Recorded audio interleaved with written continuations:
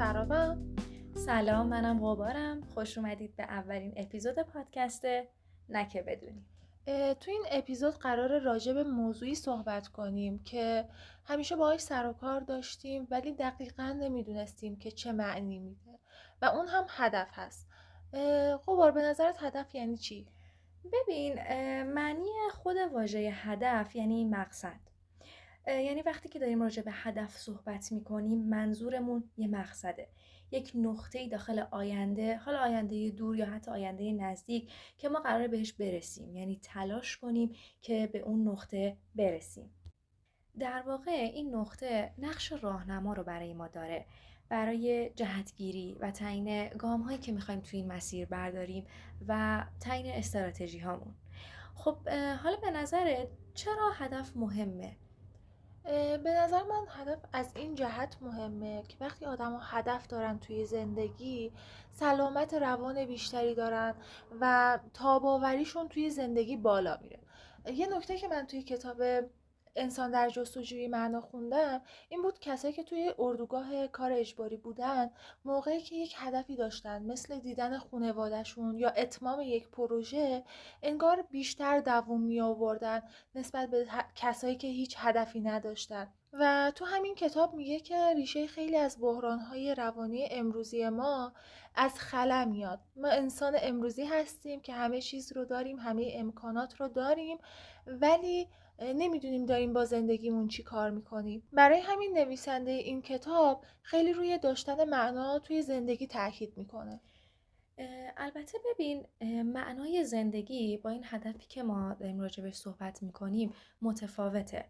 وقتی در مورد معنای زندگی میخوایم حرف بزنیم، یعنی این که میخوایم بگیم که ما داخل زندگیمون میخوایم چی کار کنیم در کل زندگیمون. ولی وقتی که راجع به هدف صحبت میکنیم باید بدونیم که هدف یک بازه زمانی داره، یعنی یک جای این هدف تموم میشه و زمانی که هدف تموم شد ما دوباره باید هدف گذاری انجام بدیم. پس هدف رو نمیتونیم هم معنی با اون معنای زندگی در نظرش بگیریم.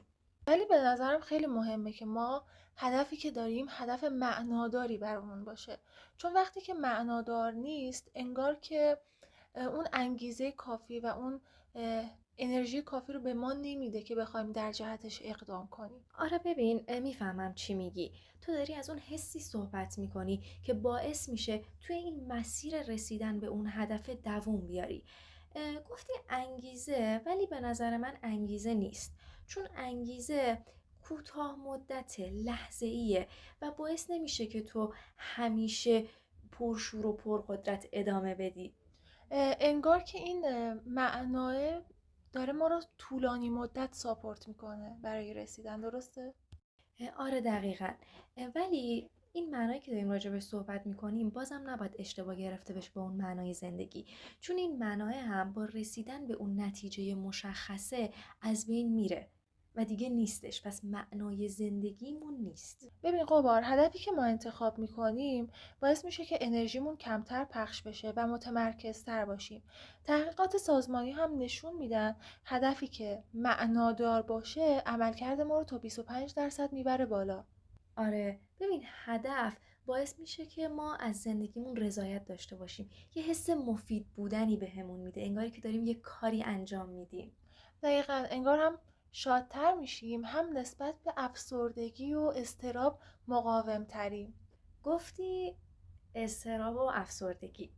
ببین، درسته، ما اگه یک هدف خوب داشته باشیم، یک هدف منطقی داشته باشیم، باعث میشه که خب سطح استرسمون بیاد پایین تر و چون یه انگیزه ای هم گرفتیم افسردگیمون هم به تبع میاد پایین تر. اما لازمش هدف منطقیه. اگر هدف ما منطقی و واقع گرایانه نباشه، این اضطراب و افسردگی بیشتر هم میشه، به خاطر اینکه دیگه اصلا نمیشه بهش گفت هدف، یه آرزوه، ما نمیتونیم بهش دست پیدا کنیم و اینجوری هر قدمی که برمیداریم کمتر به نتیجه میرسیم و این باعث ناامیدی بیشتر میشه و این خودش باعث افسردگی و اضطراب بیشتر هم میشه. قبول دارم خیلی مهمه که هدف ما واقع گرایانه باشه. یعنی این هدف نه خیلی باید بلند پروازانه و بزرگ باشه و نه خیلی باید کوچیک باشه که ما رو بی انگیزه کنه. ببین حالا که به اینجا رسیدیم بیا راجع به ویژگی های هدف صحبت کنیم. اینکه هدف باید چه ویژگی هایی داشته باشه. یکی از ویژگی های مهمش اینه که هدف باید انعطاف پذیر باشه. به خاطر اینکه ما هر چقدر که زمانی که میخوایم هدفمون رو تعیین کنیم همه جوانب رو بسنجیم، باز هم توی مسیر رسیدن بهش با یک سری محدودیت روبرو میشیم که اون محدودیت ها ما رو مجبور میکنه که ما هدفمون رو تغییر بدیم یا کلاً عوضش کنیم یا حالا یه سری تغییراتی درش به وجود بیاریم. پس زمانی که داریم یک هدفی رو تعیین میکنیم باید اینو در نظر داشته باشیم که این هدف ممکنه دستخوش تغییرات بشه و اینطوری نیست که حتما ما باید به همون هدف برسیم. اگر دیدیم که نیاز هدف رو تغییرش بدیم یا حالا یه سری تغییرات درش به وجود بیاریم، این کاملا طبیعیه. یه نکته دیگه که راجع به هدف مهمه اینه که هدف حتما باید واضح باشه و ما باید خودمون اون هدف رو انتخاب کرده باشیم.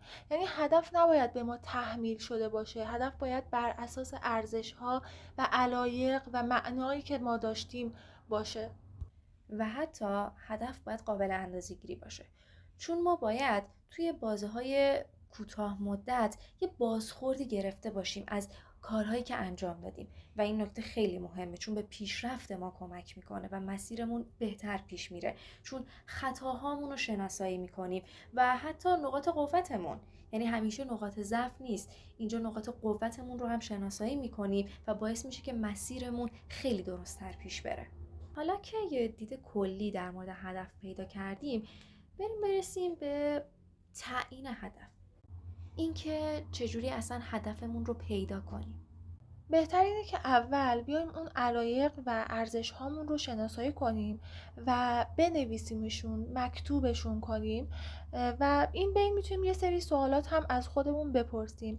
مثلا چه فعالیت هایی هستن که به من انرژی میدن، یا تو چه زمینه هایی احساس میکنم که مهارت دارم، یا حتی چه مسائلی توی جهان و جامعه وجود داره که برای من مهمه.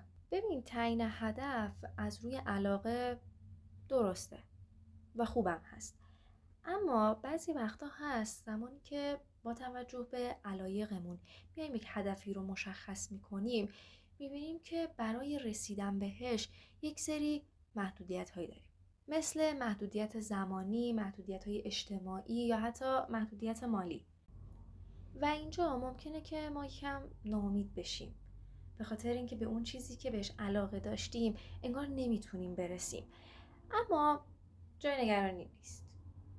شما باید تمرکز کنین روی اون حسی که از رسیدن به اون هدف داشتین. مثلا شما بر اساس علایقتون به این نتیجه رسیدین که دوست دارین فوتبالیست بشین، اما وقتی که دقیق‌تر نگاه کردین دیدین که امکان رسیدن بهش رو ندارین. یک سری موانع هستن که قابل حل شدن نیستن. اینجا شما باید توجه کنید به اون حسی که از هدفتون داشتین. یعنی برای مثال اگر که شما دلتون میخواست فوتبالیست بشین، نگاه کنید ببینید که من چرا دوست داشتم فوتبالیست بشم. آیا دلم میخواست معروف بشم یا دنبال یه درآمد خوب بودم؟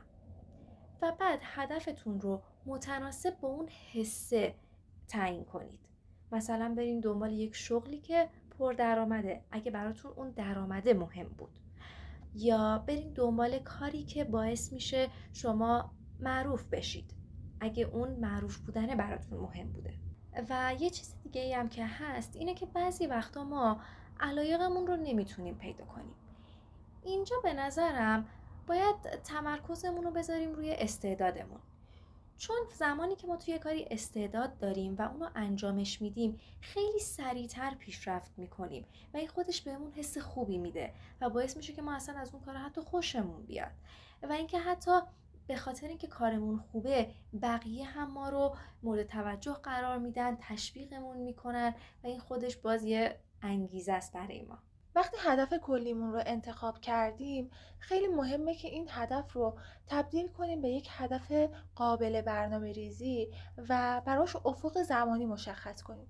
در واقع باید تقسیم بندی کنیم این هدف رو به هدف‌های بلند مدت و هدف‌های کوتاه مدت. آره، اون هدف بلند مدته دقیقاً میشه مقصد نهایی ما و اون اهداف کوتاه مدت میشن اون گام هایی که ما باید برداریم که به اون مقصد نهایی برسیم. در نهایت داشتن هدف یعنی بدونی که قراره به کجا برسی، هدف به کارات نظم میده، به وقتت ارزش میده و به حرکتت جهت میده. هدف یعنی یه نیروی درونی برای جلو رفتن. امیدوارم این اپیزود براتون مفید بوده باشه و خوشحال میشیم که شما هم از هدفاتون برامون بنویسید و بگید که چطور هدفاتون رو انتخاب میکنید. ممنون که با ما همراه بودید. مراقب خودتون باشید. خدا نگهدار. خدا نگهدار.